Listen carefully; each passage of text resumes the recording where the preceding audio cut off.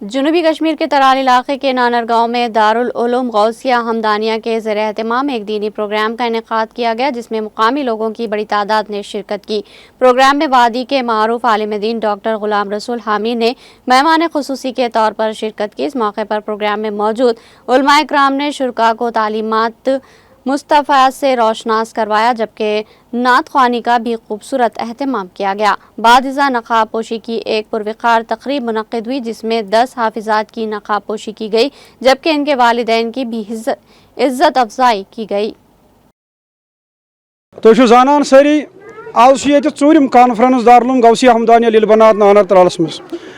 آج تان گئی یہ 30 حافظ کلام اللہ مکمل تیار، یہ نقاب پوشی گئی، تو آج مزید 10 بچین حفظ دستار بندی ات سلسلس مز آز آمت یہ تعلیمات مصطفیٰ صلی اللہ علیہ وسلم کانفرنس و نقاب پوشی منعقد کرنے، یت مز واریاہ علماء کرام و تشریف اور لوکو ان تشریف، لہذا آج ژوٗرِم کانفرنس یتھ ادارس مز سن یہ کوشش کہ اس محنت مشقت کران کہ تاکہ ونکس بہرا روی عام گمز، ڈرگ ایڈکٹ بنیمت، اور ونکس یہ فحاشی پھیلم اور ونکن بربادی نظر ژپر گژھان، تو لہذا کرت عوام الناسس یہ ونان کہ پنن بچن دیو